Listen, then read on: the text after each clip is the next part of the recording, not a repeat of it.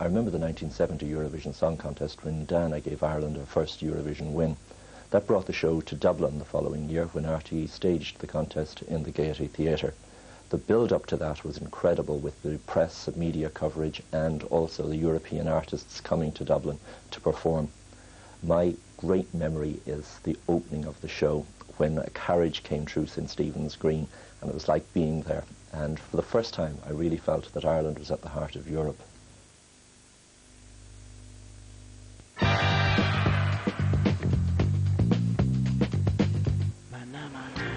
Welcome back.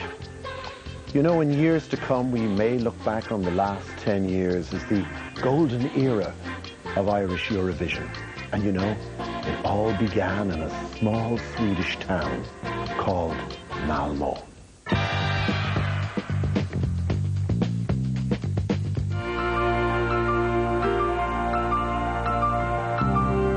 For Linda Martin, the road to Malmö began here. She had entered the National Song Contest many times before, but this time the rules of entry to the contest had been changed. RTE and the Irish music industry had agreed to reduce the number of songs submitted for competition by making it harder for amateur songwriters to take part.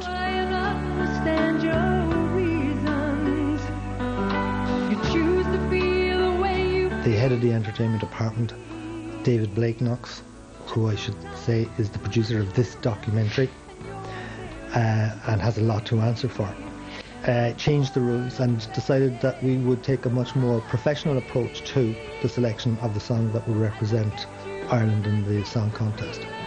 Linda's song was written by Johnny Logan, who had already written a Eurovision winner. The days of the amateurs were over and the days of the professionals were about to begin. We went there with an extraordinary amount of confidence, and it is the only time I can really recall, notwithstanding the strengths of our other entries, that we went there and from day one we were planning as to how we would deal with this issue. It really was a determination to win, because things that probably in the past had not been given the same emphasis were given a lot of emphasis. The style and presentation of Linda on the night, that got a huge amount of attention. I often think about the dress in Malmö as being kind of almost the kind of clincher in the end, because when Linda won the National Song Contest, she had a particular style of dress which is quite tight-fitting, and on a number of camera angles was quite unflattering to her. So I decided what we wanted was a very classic dress, something very simple, something very strong, something with lovely lines to it, something that gave her a shape and that she could carry, because she's a very tall and very elegant woman. And in the end we won by just a couple of points, and I think, you know, it was the dress that did it. The new rules had changed the whole process by which Ireland's entry in the Eurovision was selected. Nobody realised how immediate an impact those rule changes were going to have. If I tell you that in the next 6 years we won the Eurovision Song Contest 4 times, I think that says everything. It was a great achievement. It almost bankrupted RTE.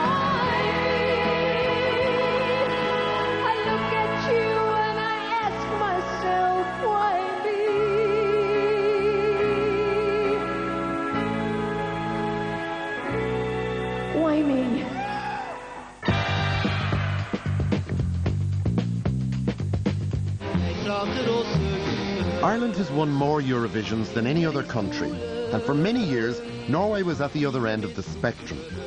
You'd wonder why.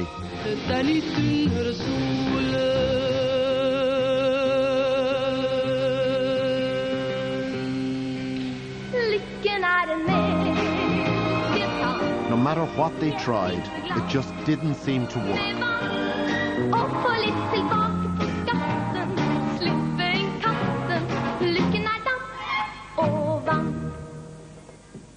Some singers even built careers out of the fact that they'd failed to secure a single vote.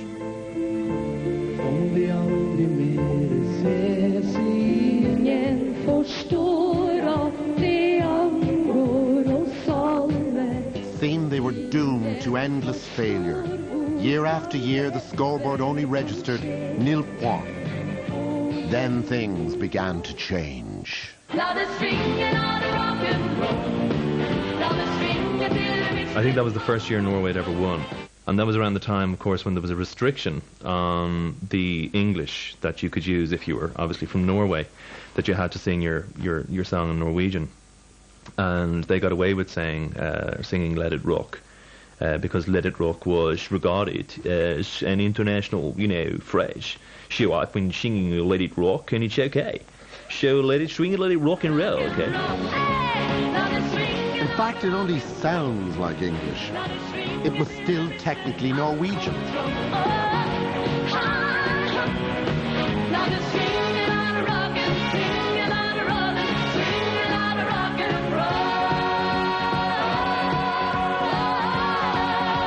Their first win. But it wasn't until 1995 that Norway became a serious Eurovision player. That was the year they came to Dublin and beat us at our own game. It was also 1995 that proved the extent of Ireland's domination of the contest.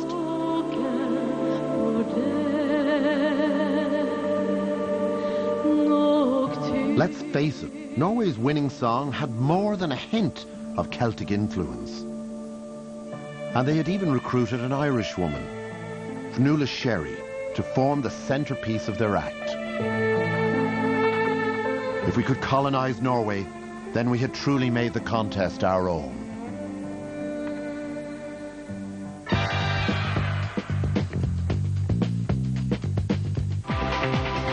"1993 was the first of a unique hat-trick of Eurovisions staged in Ireland. But the first challenge was to identify a radically different type of location for the contest. How does Ireland present something different to the rest of Europe and to the audience and to the music industry? We set off on a journey that took us around the country. We looked at a whole range of possibilities. One of the things RTE does very well is special events in difficult circumstances. A man called Noel C. Duggan said, I have a little indoor jumping arena down here in Mill Street, and would you like to come and see that? We certainly had the space, but that's all we had. We had the space and we had a hugely willing local community. How do you get an audience of 4,000 or 5,000 people in and out of a very small town in northwest Cork? You build a new railway station, that's what you do. You have to have a huge supply of hotel bedrooms to be able to put up the whole panoply of this circus. You get CIE to bring virtually their entire fleet of new buses. There were no roads to get coaches through with the help of Cork Underground, so we got roads straightened. It was the kind of heroic endeavour that only a public service broadcaster like RTE would actually have the imagination to even try and pull off. Every day was both hell and immensely rewarding. There were other special factors in the Mill Street contest. Among the countries taking part from Eastern Europe was Bosnia, where a civil war of unimaginable savagery was raging. The Bosnian delegation in 1993 ran the gauntlet of mortar fire, of sniper fire, of point-blank artillery emplacements to get onto an aircraft and to try to get to Mill Street. Now, not all of them made it. Only half the delegation made it. The singer, some of the musicians, some of the television people. The composer was left on the runway, but the rest of them arrived.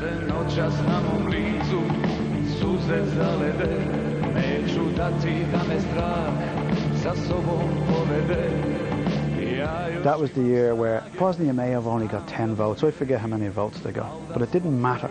As far as the people of Bosnia were concerned, this was their presence. This was the message from the besieged city. This was the message from that tortured country. So, again, Eurovision, much derided, but this was a moment of history that night in Mill Street, where the pain of Eastern Europe was also on display, as well as the joy. Singing singing a Jimmy Walsh song that night was Niamh Kavanagh. I entered because of the song, actually, in the end. I did get offered a song every year prior to it, I'd say about 5 years beforehand, because people knew me on the music scene. But that was the first time I was sent a song that I really couldn't refuse, because it was such a good song. And of course the fact that Jimmy spent 45 minutes on the phone from New York crying down the phone saying if I didn't do it, he'd pull it from the competition. And I'm a sucker for a sad story.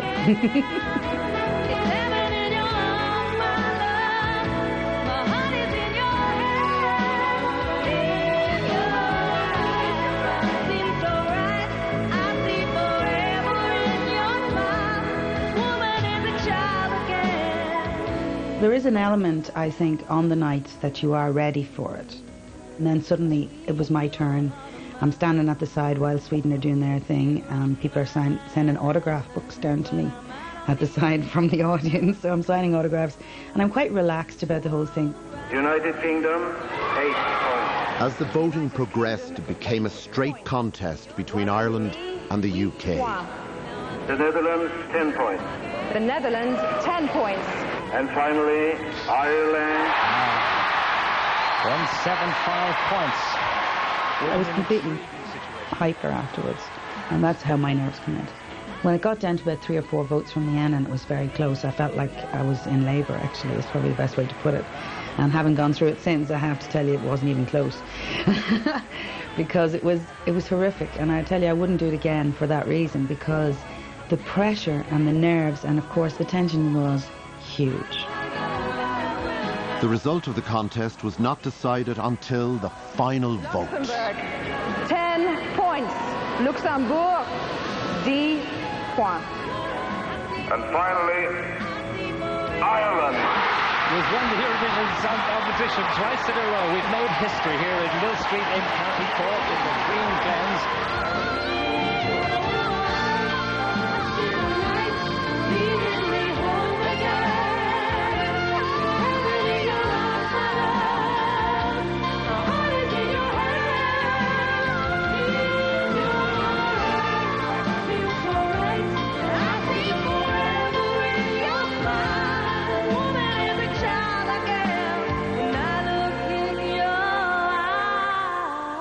Although I always retain a part of Eurovision, I can't ever see myself going back.